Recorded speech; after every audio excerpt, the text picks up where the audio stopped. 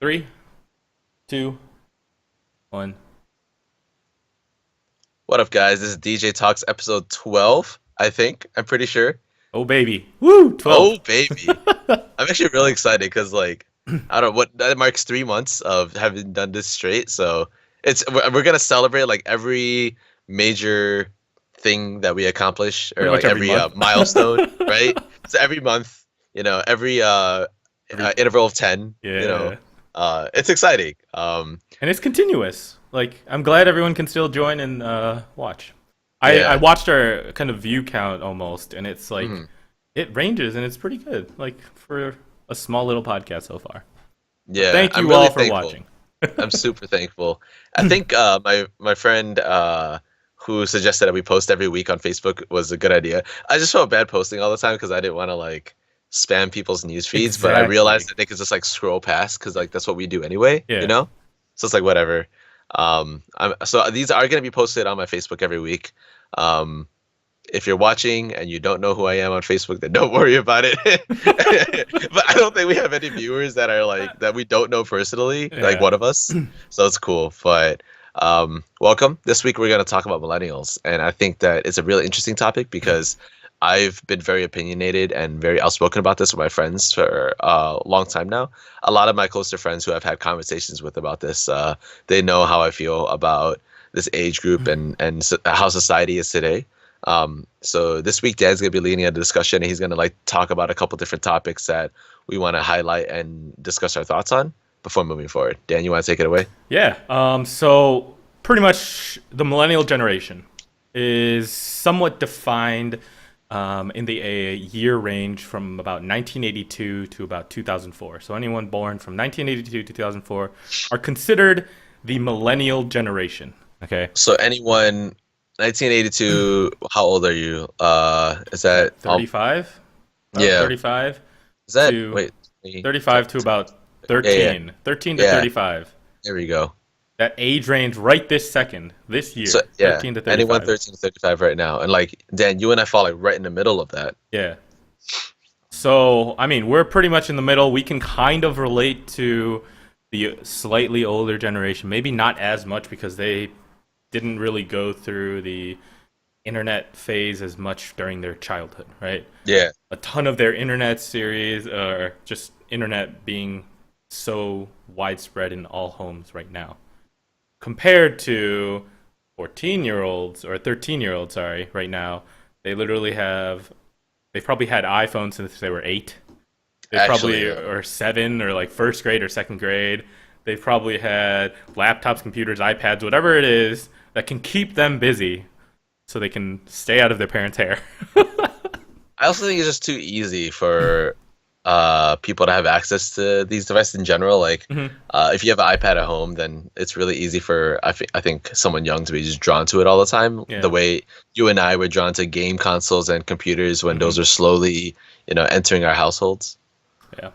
So I actually saw a video, and this is a little sidetrack. I saw a video on um, Reddit once. I don't know. It was very recent, actually, where a kid was playing with a Game Boy, like the Game Boy Colors back in the day. It's like this rectangular Game Boy Color, and she tried to touch the screen in order to move the character or move the No people. way. This Oh, was like snap. a 5 or 6 year old trying to touch the screen. It's like think about how far we've come from then. But Yeah. Have you ever thought about what it'd be like to raise your kids with old game consoles and then try to like give them this a similar experience to what you had? I feel like it'd be dope if I can get my kids to play like some of the original Pokemon games on the old Game Boy, but then like as soon as they grow up to be aware of what the world has to Mhm. offer in addition to that, they're just gonna be like, fuck this shit, man. I want like a 4DS Yeah, XXL, whatever. You know what I'm talking I about? mean, if you do that, you're gonna kind of like almost raise them to be estranged. That's not the word. Like separate from the kids who are growing up. That's true. Right? That's true. They're gonna be like an outsider. They're gonna be like, oh shoot, look at my Game Boy. Oh no, look at my iPod 20 or Right. iPhone 20 or something. So Yeah. I mean, So it maybe it'd be depends, better if like right? they grew to enjoy the games or like want to explore it on their own or Yeah. something. I don't know. You introduce it to them That's why there's like the retro game still popular. So Yeah, but I feel bad because like I feel like the gaming experience that like you and I had started like with that little thing that were like kind of mhm. not obsolete, but then we saw. I don't know. I think that they're gonna miss out on that. That's gonna suck. But Yeah, anyway, back on track. back So on track. Sorry, that was a little bit of a sidetrack. It was interesting, but yeah, there is considered a millennial problem right now for and there was a huge video considered done. by who? All right, by I guess media, older generations, Generation X, baby boomers, older than that as well, saying that millennials are entitled, narcissistic, unfocused, lazy. You know, these millennials are living in their parents' basements till they're 30 or something, living, leeching off of their parents. All of these words to describe them. And there was a huge video done, and I think it had 100 million plus views or something like that, by Simon Sinek.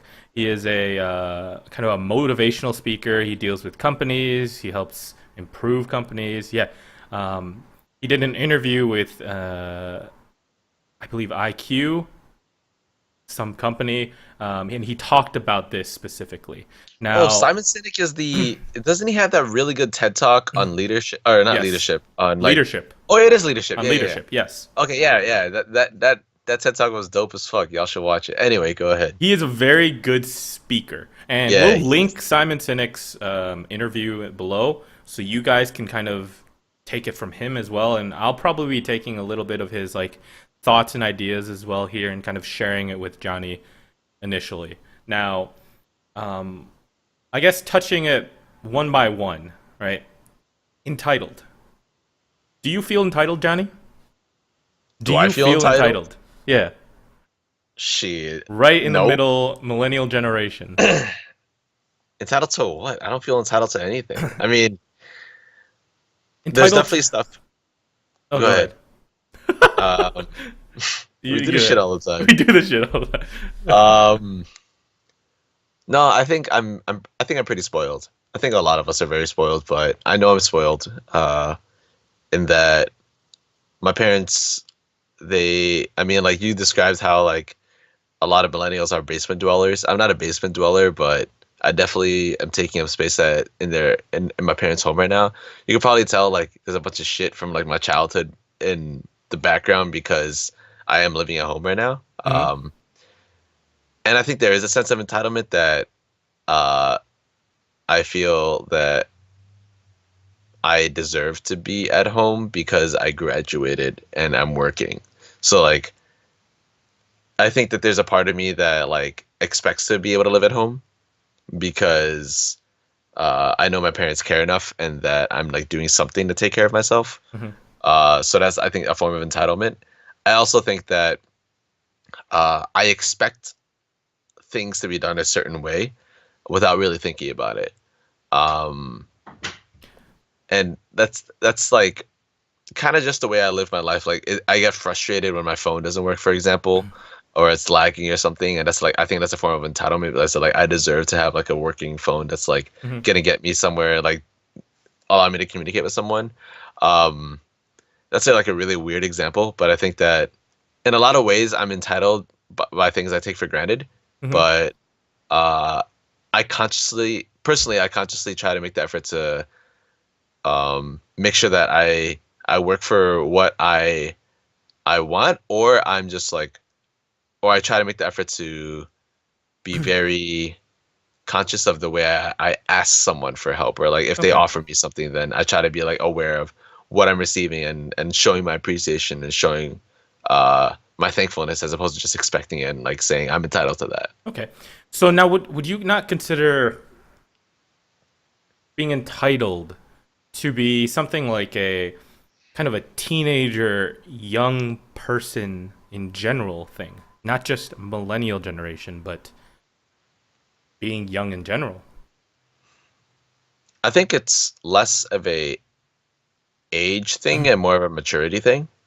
And it just so happens that it lines up with being a teenager or like those years of identifying yourself as a human being, sort of where you do feel a little more entitlement.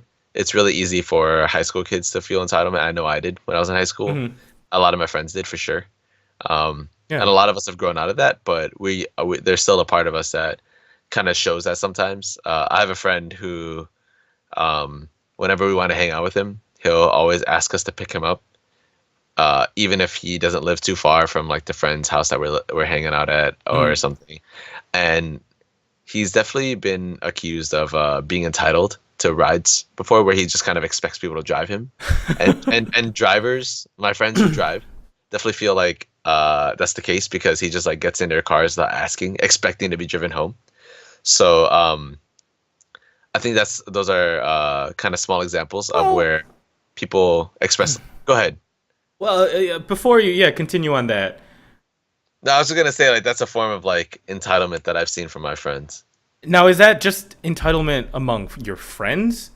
Because hey, we've been doing it for so long that you know, oh, I mean, this is a normal thing for us. You're my friend. You're gonna help me out. I'm gonna help you out later on. Blah blah blah. Or do you consider that a millennial problem because he's in this kind of age range, the way he grew up, all this stuff? Is it he's entitled because of that, or more so your friend, or just being your I don't know. friend? I think that's a good question. Um, it also goes both ways because I remember I had this whole like shebang with my friends where Mhm. like the people that were often getting rides were expecting rides a lot, and they would just expect that somebody with a car will drive and like pick everybody up Oh yeah. as a courtesy thing. But then the drivers were expecting gas money, and they were like, "Oh, I mean, we'll drive you, but like you guys should be at least be more considerate of us picking you up and taking the time out of it, because then like making a trip to your house and back might be like really really convenient for you, but then it's like I gotta make the round trip, so it's really inconvenient for me." Hmm. And then they're like, at least offer a little bit to help with gas money and stuff. So I think, excuse me, I think there are signs of entitlement from both sides, but Hmm. then at the same time, it's almost fair from both sides' Of perspectives course. to some degree. Like as a friend, I think it's fair for you to say that it's fair for you to ask a friend who has a car to pick you up if they're like nearby or they don't live too far. I think that's fair as a friend, but it's also fair as a driver to be like, hey, could you help me out a little bit? I've been driving a lot, or I True. pick you up all the time, right? Um, so maybe this is a too complex of an example of like the Right. entitlement Okay. versus like the millennial thing. Oh, Um, but I do think that I don't know. My gut just says millennials are entitled, more so than not. I think people in general in my age range expect a lot that they don't get, and they complain about things that they don't receive. mhm. Even though sometimes it comes down to just them acknowledging that maybe things didn't go the way we wanted to because shit happens. Maybe they didn't necessarily deserve it, so they didn't get it. Um, I think that we are in a day and age where we feel entitled to certain things, or we feel that we should expect certain things, Yeah. um, based on how things are promoted on social media and how we view the world and other people's lives. So then when we wonder why we don't get the same, we almost expect it. And it's like we're disappointed when we don't get those things. Does that make sense? It makes sense. Makes sense. All right. Well, let's move on to the narcissistic. Oh, Now, absolutely, dude. Holy shit. I think people are in our day and age are very narcissistic. It's just so like it's so blatantly in your face. Like if you have an Instagram account and like any number of friends, you'll see like tons of people posting selfies and shit all the time.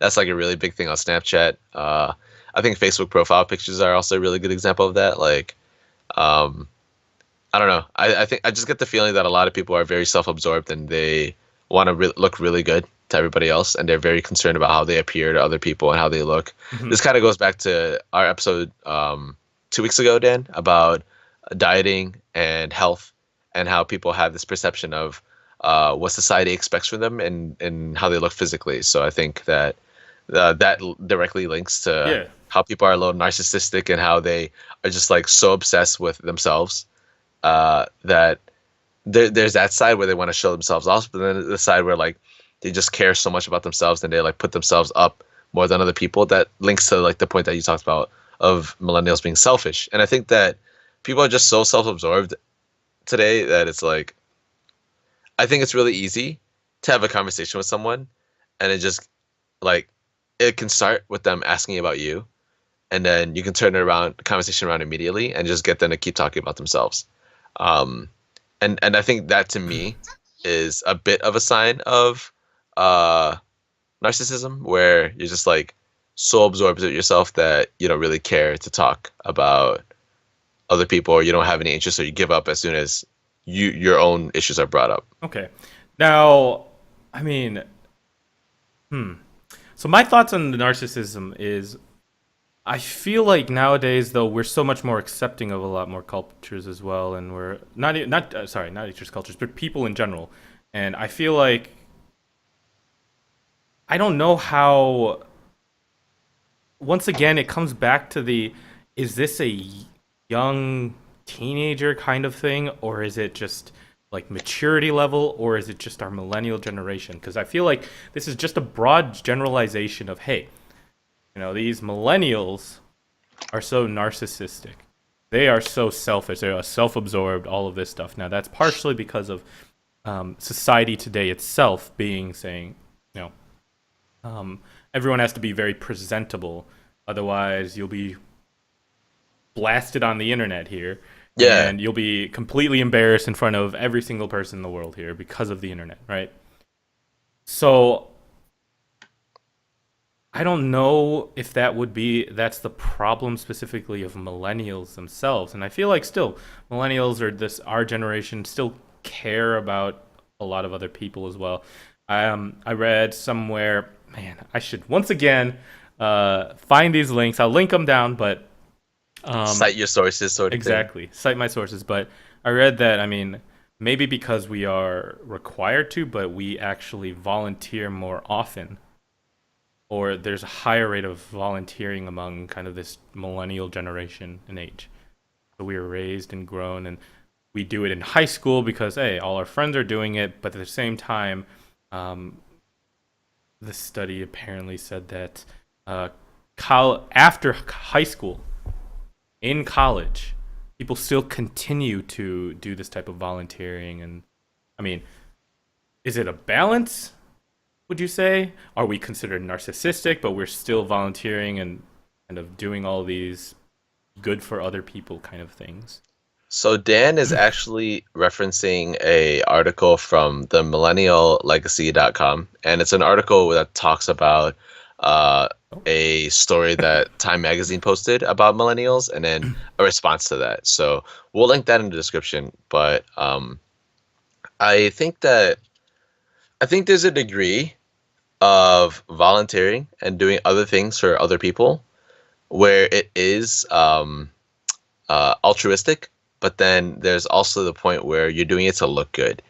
And you see this a lot in social media where like people will take pictures of themselves like fucking in a third world country or some shit and like holding a little kid that looks poor as fuck and like Mm-hmm. is like bone skinny and hungry and there's like taking a picture with them like oh I spent a week with this kid like teaching him how to like read and it's like all right so you're gonna post about it on social media so you can like feel better about it like I mean the value of you doing that should come from the impact of in the life of the ones that you're working with and not necessarily how many Instagram hits you get from having posted a picture of that. Um, and I think that you're right that there are those degrees of, you know, people actually do give a shit, so they're gonna volunteer. I think that I think that because we live in a more I'm gonna take care of myself first before anybody else, and I'm like heavily prioritizing myself sort of society that we're kind of like debating on that it's harder for people to actually show they care and maybe they just don't know how or they're like less used to it and maybe you're right maybe people do care and by people I'm talking about millennials Mm-hmm. that they do genuinely care but they're not showing it as often so they're not as good at it. I know that's just like a really Right. out there idea, but I'm more of a cynic in that I just think people are usually doing whatever it is for themselves. It's rare for me to believe that someone is doing something. I'd like to see effort from someone if they want to prove that they genuinely care about what they're doing, and especially if it's for someone else. So that gets into kind of like a philosophy almost thing where is anything actually fully 100% Yeah, altruistic, then right? then we're like going into that That goes realm, and we're deeper kind of in, but yeah. yeah, it makes sense. But would you say that I'm still thinking like, is this a millennial kind of thing? Kind of, you're taking care. I mean, it could be any generation. You're taking care of your family. You're gonna do whatever is best for you and your family first, Right. before everybody else. So Yeah. that's why my thoughts are, it's kind of like broadly generalizing an entire generation of people just because maybe because of social media itself that's portraying this way, or media itself that's portraying it in a certain way. I mean, I don't fully, I guess, agree with the narcissistic. Yes, a lot of people are more so slightly self-absorbed because of the selfies, Instagrams, all of that stuff. But at the same time, I don't know if it's like fully because it's like a narcissistic kind of thing, or it's because, oh, everybody else is doing it, I might as well share kind of the things that I do or as Yeah. well, right? Yeah. Um, And I think that there is a point where it just comes off the wrong way, but mhm, it may not necessarily be as narcissistic as we think. It's just like, right. yeah, it could be just be presented poorly. Who knows? Yeah. Um, and then unfocused, lazy, living in the parents' basement kind of thing. This kind of package. Would you consider millennial generation lazy, unfocused, not Mm. really doing what they need to further almost their life? Okay, so I definitely don't think we're lazy because I think that it's really easy to get caught up in doing a ton of different things Hmm. that where that people get exhausted from spreading themselves too thin. Um, and this could very well be a generalization based on people I know from college because I'm still in the age where a lot of my friends are in or recently graduated college. So then it's really easy for me to surround myself with people or see people who are just like spreading themselves super thin by doing a shit ton in college. So, um, like one person I work really closely with, she is very often caught up with doing all the work that I do between the two of us, but then she's also like on top of everything with school, and then she's doing all this other stuff for Hmm. these other collegiate esports programs that she's working on. So there's that, and I have a friend who's like she's in like some advertising agency, and then she's in a social organization. Then she's thinking about joining like a Greek org, and then she's doing all this other stuff. Like me personally, I just Hmm. graduated college, but I'm working 55, 60 hours a week between like a part-time job at Starbucks and Tespa, and then I'm also trying to like maintain this podcast, and then I have, try to make time to, like see my friends and stuff. So like I think there's a lot going on in the lives of millennials all the time, and it's Hmm. really easy for them to keep themselves busy. But I also see those days where they like don't do jack shit because they're like on their phones, and it's really easy to just like Okay. enjoy technology and not do much. So I don't necessarily think people are as lazy as they seem, even though it's often joked about how lazy millennials can be by millennials. Like we often joke about, or at least I joke, my friends joke about how lazy they can be. I joke about how lazy I can be, Right. but I know I'm not as lazy as I make it sound because I am working a lot.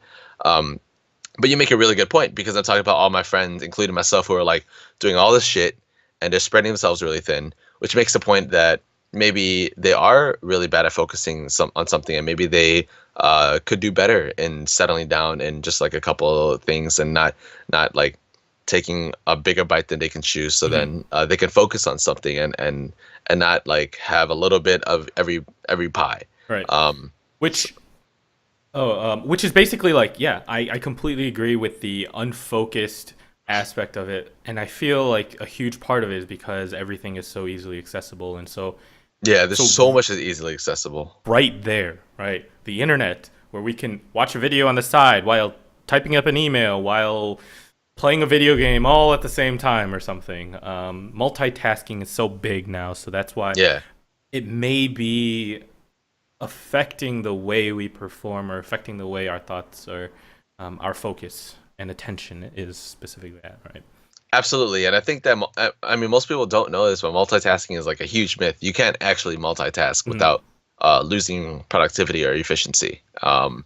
But it's really easy, like you just said it yourself, Dan. Like it's really easy to like do one thing, then caught up in doing another thing, then like trying to do all these things at once because you feel like you can do it. But maybe for like minute tasks, but not necessarily for anything that requires any amount of real brain power. Right. Um, so yeah, I mean, we kind of went through some of the problems that is portrayed in about millennials, right? All of these different aspects. Now, um, what would you, I guess, consider the causes of this? Why do you The think, causes, right? man. Why do you think people are considering? You know what? Let's take it back. I'm going to tell you what Simon Sinek said about kind of the four characteristics or causes or the Sure. reasons why um, they are specifically millennials are like this. So, number one, we'll go one by one here. Parenting, right? This is a huge thing, and I almost agree with the fact that what he said, but he said with the way parenting is, everything that a child does is very special. This is from the parents. Oh my God, you're the most special child in the world. Oh my God, you need to earn all of these awards. I'm going to get you whatever you want, maybe because the parents didn't have it themselves. But I want everything best for you. Um, if you go to, if you don't get into a certain class or if you don't get into a certain group, I'm going to fight for you and I'm going to complain for you. And I'm going to do whatever it takes for you to get into that organization or class. And then helicopter parenting, right? That's pretty much helicopter parenting itself. Then Wait, participation. what's helicopter parenting? Is that what you just described? Yes, pretty much. It's like the parents hovering around the kids to almost help them with every single thing that they do, right? Ah, okay, At least okay. that's what my understanding is of it. Where, like if you've ever seen that situation or example where a kid doesn't make it into an honor class, this is Simon Sinek's specific examples of it.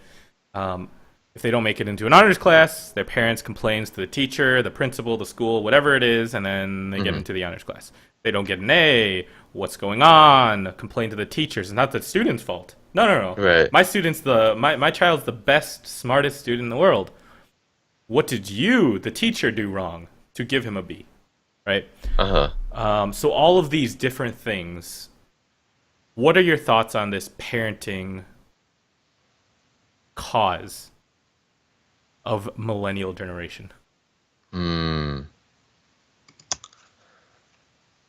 I mean, my first thought, I like you talked a lot about how like, oh, parents like they might not have had it growing up, so they're gonna give it to their kids. The first thing I thought about was immigrant parents, 100%. Like, they're not gonna have all these opportunities that um they want to give to their kids. I mean, they might not have had the opportunity that to enjoy the things that they want to give to their kids, so they're gonna spoil their kids because they think that it'll lead to them having a better life. Mm-hmm. 100% how I grew up. Like my parents, like even now like they spoil the shit out of me at home. Like, and by that I mean like they give me a place to sleep, they give me my own room, they do my laundry, they like take out the trash, they clean up the house. Um, my dad actually like gets pretty upset with me when I do those things, to the point where he's like he doesn't want me doing them at all, or he's gonna like say something about it, and like he raises his voice sometimes, and I'm like, shit, man, I'm just trying to wash the dishes, and he'll tell me like leave it alone or like go do something else or like it's actually like a thing. So, Hmm. and that might be a little example. Actually, I have a really good example. So, um, for a while, my bathroom shower, the tub would clog and like water would like eventually like rise up a little bit, but it wouldn't get to a point where it wouldn't like go down the drain. It would just slowly go down the drain. And then my dad was like trying all these different ways to like address the problem. And then his English isn't that good, but one of the things that he said was that I want you guys to feel like you're living in a hotel. And I think that that really resonated with me a lot, and not in a way that like I could relate to it, but like it stuck with me because I'm like, what the hell? He's like, I'm 23 years old. I've lived on my own in college, and I'm working now. So it's not like I'm asking them for a lot of money, but they are still paying the bills. And um, just the fact that they are offering me a place to stay while taking like pampering me, basically. At least that's how I feel. It's like Mm-hmm. I think that's a really good way to describe kind of what you're talking about and the effective parenting on children. And Right. then, growing up, if I begged my parents enough for something, I'd eventually get it if I could prove to them that I put the work in for it. Like, I remember I didn't get a Game Boy until I was in like third or fourth grade after I like would read regularly Mhm. and keep up with the schedule and like got good grades in school and shit. Um, Stuff like that. So I definitely agree that the idea of helicopter parenting affects children and how they kind of just expect things. Mhm. Um, but uh, I think, I mean, that's just a slice of the pie, right? So you're gonna move on Yeah. and tell us more about what Simon Sinek thinks Exactly. impacts it. So it's Yeah. all you. I mean, so yeah, it's one aspect of it, right? Parenting Hmm. is a huge thing, and then Yeah. also where everything that society does for the kids themselves, right? Society. Almost, yeah. So I guess it's parents itself, but society, and schools and competitions, all of this stuff, um, where I guess maybe not society is the best word, but where you get participation trophies saying that you're special as well, right? And all of these ideas of saying you can always be better, you can always do whatever you want to do, right? Hmm. You can always be whatever you want to be. You can get whatever you want to get as long as you do it or you get work it. Now, would that cause a little bit of an entitlement in them in Absolutely, millennials? because you're almost like giving them a rubric on how to set expectations, but then it's almost unreasonable when people don't think about uh, what kind of expectations are fair to expect. And Mm-hmm. I that's really bad phrasing, but I mean like what's a goal that is obtainable? What is something achievable and measurable? What's something that isn't too far fetched but isn't too easy to achieve?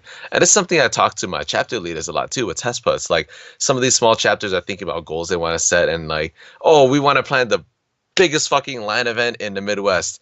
Cool, but your chapter only has 20 members. How do you plan on doing that? Maybe you could like tone it down a bit and try to accomplish something on a state level or like a district level or something. And I think that um, having conversations about what you're truly capable of, what you want to be capable of, and how you want to achieve those goals in steps that are fair to expect is something that people don't always think about thoroughly. And that's fine because it's really easy for us to just get caught up in the end goal or like what Mm-hmm. it's like when you're on the other side, when you've made it. And I use that example to kind of demonstrate how people think about their lives and like when they try to go for like a job or when they're trying to apply for a school or when they're looking to date that really hot dude that's like, oh, man, I'm doing everything right, but like nothing's What's working. What's yeah? wrong? I should be getting better. I deserve Mm-hmm. better is things that people will say. And it makes sense. It always makes sense. Now, the second thing that he kind of said was technology, right? And we touched a bit on this already. Technology right now, where people are filtering everything they have, right? Filtering Hmm. everything they do. Everything feels good, and a huge thing about this is one other aspect of this, I guess, is considered like the millennial generation has a lot of depression problems as well Hmm.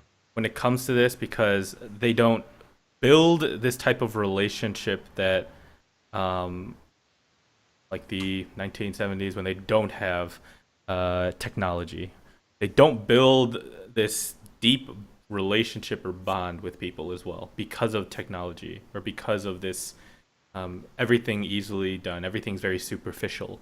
Yeah. No, okay, so I completely agree with that Mhm. because um I think you made a really, really good point about filtering. That's huge. You can choose what you want to see on your Facebook news feed. You can choose what stories you want to watch on Snapchat.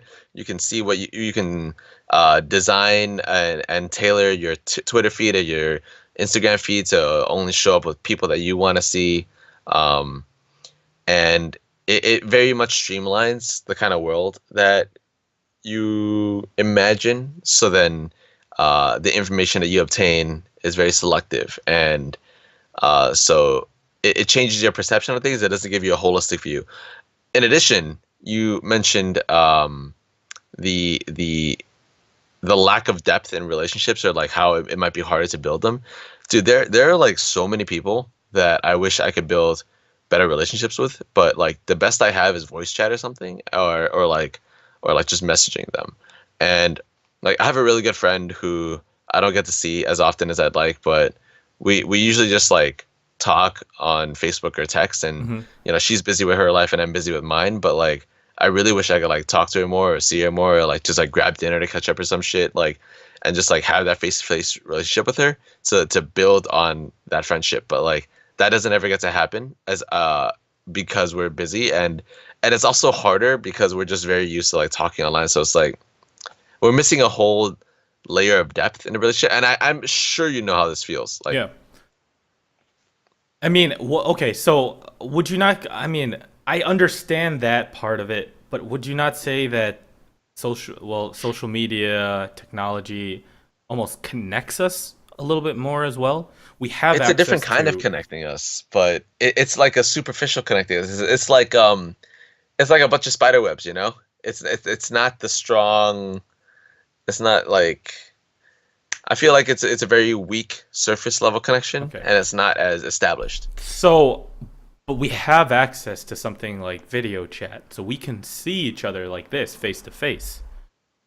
Yeah, We have access to things like voice chat, video chat. We might even get technology eventually with other aspects of leisure.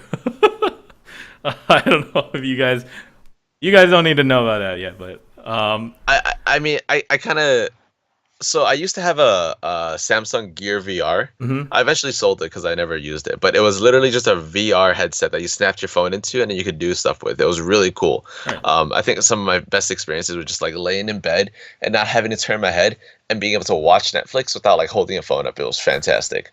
But but one of the apps that I tried out, which was really weird, but it was Mhm. really cool, was a social. It was a social networking app where you would like log in and you would make an avatar, and then you would join people in different settings and have conversations with them. And obviously the avatars and their bodies didn't look anything like them, but then Mhm. you would hear their voices. And so like I was like there was one setting where I was like literally sitting at some rooftop in Paris on a bar. It's all animated, of course, and I heard these people talking, and I joined a conversation, but you know, it wasn't like I was having a real conversation in real life with them. I think that you're right. Video chat allows us to like see each other, and we can like see our facial expressions. You can read body language a little bit and experience that. But then there are some things that you don't get in person. You don't see the way people interact with the things around them. You don't get to uh, smell the person, right? I think that that's a really big contribution to Yeah. how we experience like a human interaction.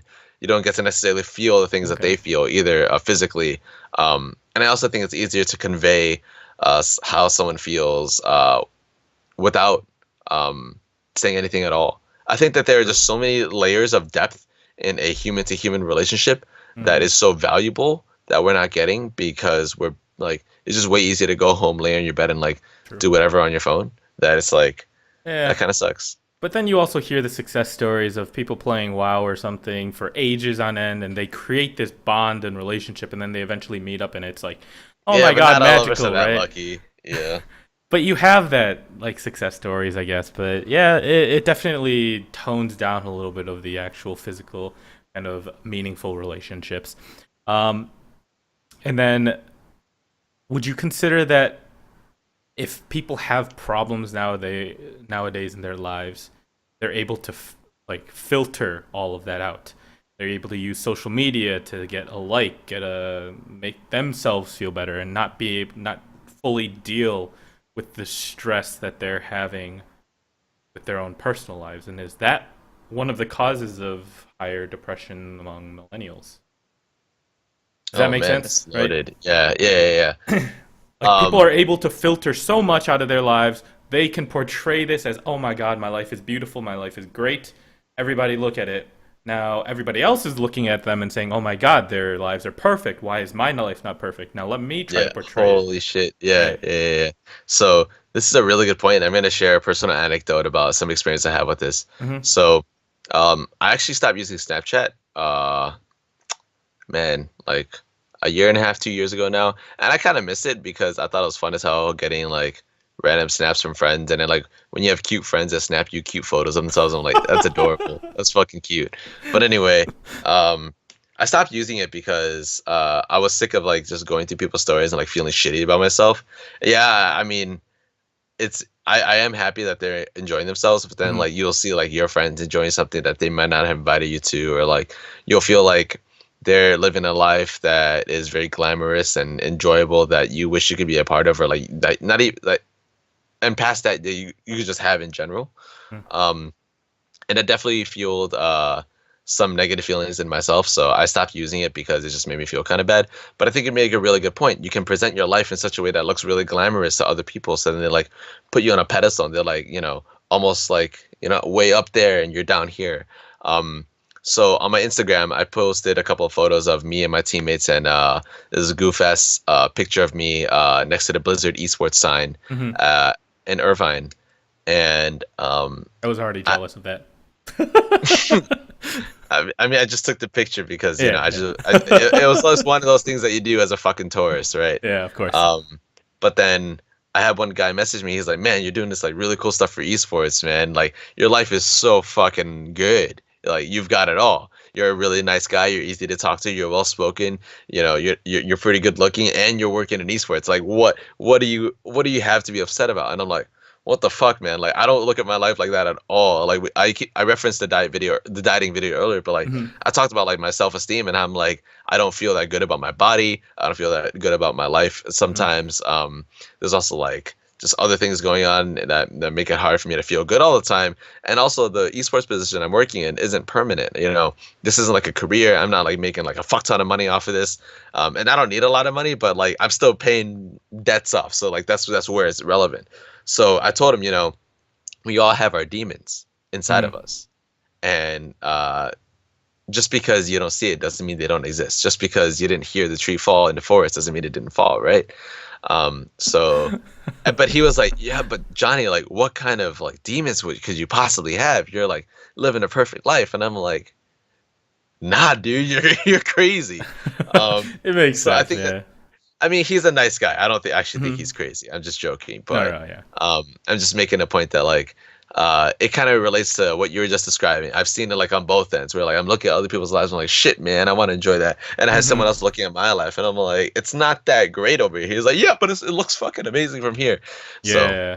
I I don't mean, know. and that's a huge cause. That's a huge cause of a lot of depression in a lot of people. I feel like Yeah. I look at a lot of things as well, and like Instagram, Facebook. I mean, um, famous people, celebrities, Hmm. everything. Their lives look perfect. Oh my God, I'm having wine in Paris and the Eiffel Tower with hundreds of thousands of dollars. Like it's still, I guess, in the end of the day, people, like you said, have their own demons, no matter Yeah. what, no matter who they are. I guess moving on to the next one then. Impatience, instant gratification. Everything is so easily accessible that people almost demand this quickness, this speed, like in people in jobs as well, people in their careers. They expect promotions within a couple months or 6 months. They feel like they're not having an impact. And I'm taking some words from Simon Sinek as well, but yeah, they don't Mhm. feel like they're having this impact in their career, even though they've been there for a couple months or 6 months or something like that. Yeah. Is this instant gratification or impatience? Is that a part of millennials? Is that a part of just every generation? Is it just kind of because of technology that we have this kind of impatience in us now? Mm. I think it is really easy to have instant gratification as a expectation Hmm. when, like you said, technology makes it really easy to feel that. Um, I think a really good example of this is Facebook profile pictures. I mentioned this earlier, but I'm gonna jump on it again because I think it's a really good example. When you get people to like your shit, people feel good. Yeah. It makes you feel like you're doing something right as a human being. You're presenting yourself in a way that's like correct, that's approved by other people, and that is approved. So it's like it you get instant gratification as soon as someone likes something of yours. And then when that stacks up and you see like 50, 100, 500, thousands of likes on something Hmm. that you posted, that's got to feel really fucking good. There's a reason why um, people want Reddit karma on their accounts, right? Hmm. When they post something and a bunch of people upvote it. That's why people are like try to network so much and then they try to like build uh, their social media profiles. So then they get a lot of responses and they got a lot of interactions by likes and shit when they post something. Um, that's Yeah. why you see things like a like for a like, a follow for a follow, or Yep. whatever bullshit that exists online. I think that instant gratification is like pretty heavily fueled by what technology has to offer, Mhm. and it makes it difficult to play the long game. Mhm. So I think it's, yeah, we are very impatient. In my opinion, impatience does cause a lot of these factors in Hmm. millennials themselves, and it's not because of. I feel like it's not our generation. It's not like our fault because of this. It's kind of a product of everything that's been improved up until now, like the Right. technology, like everything that's accessible to us. Everything's so readily available because we're making everything more efficient, right? And I don't know if it's a fault. I feel like it's just part of every generation. I feel like has some type of something like this because of the technology or the improvements in society that are happening, right? Hmm. And then last one, we've already touched base on this already, but environment.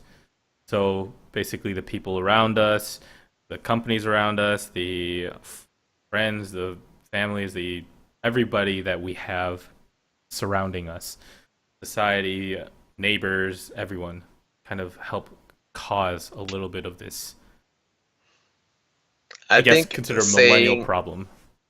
I think saying that the being a product of your environment um having effect on you always felt like the cop out thing to say. Hmm. Like, oh, you're like this because of the people around you. I Hmm. mean, yeah, but no shit. Like, you're gonna be like the people around you, and if they're all doing the same shit, then you're probably gonna eventually pick up to that. I don't know.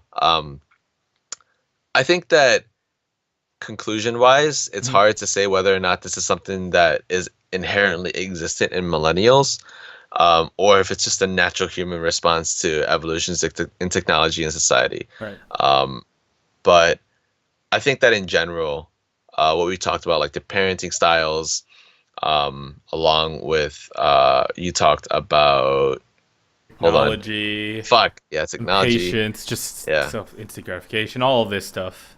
I definitely think that that stacks up with like, I think that technology, immigrant parents, and the helicopter parenting, and then instant gratification, like they stack up. I think that there is Hmm.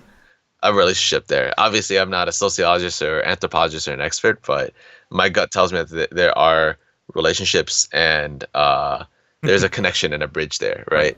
right? So, Now, would you consider this a problem then? Millennials, are they a problem generation? Are they going to ruin the future? In mm, my opinion, no. Millennials are hardworking. They've gone through, like nowadays, jobs, you have to have at least like a college degree.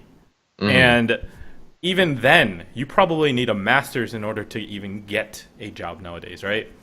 I feel like a lot of the things, a lot of the problems, student debt too, like these are not problems of us. These are problems of previous generations as well. Every generation, I feel like, has their own individual problems.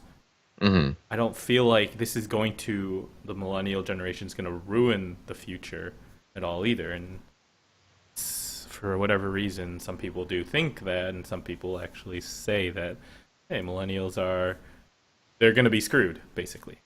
Right. I think that I don't think that millennials are a problem generation. I think that the biggest thing that they have going for them is that there are more people willing to try new things than in other generations of people.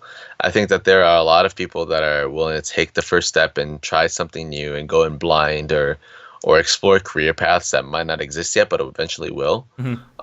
Or even like picking up hobbies or investing in things that just might not necessarily seem like a good idea at the moment but will eventually become one. Yeah. Um, or it turns out to be like it was a good investment. I think that you'll see a lot of that blind faith and Innovation. uh yeah in millennials, Hmm. but I think that'll outweigh some of the narcissistic tendencies that apparently we have, Right. which I do agree with to some degree, but uh no, I don't think millennials are a problem generation.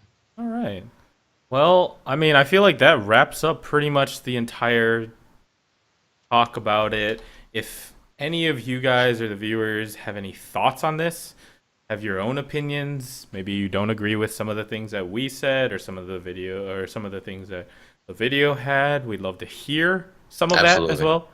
Because this is something really interesting and it's happening to us right now. We are the And people millennial are generation. studying us and they think they know so much about us. So if you Hmm. have any opinions, like drop them and feel free to share. Or if you think that either of us are wrong about something, I want to hear it too. Like, I want to be told why you think I'm an idiot for something I said, because it'll spark a discussion, and it's okay to disagree. Yeah. So overall, I mean, I feel like it was a very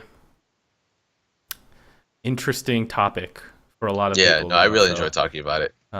but yeah, same as always. If you have any questions, comments, concerns, criticisms, blah blah blah blah, comments below. If you like the video, if you like us, just keep watching, right? Just keep watching. Absolutely.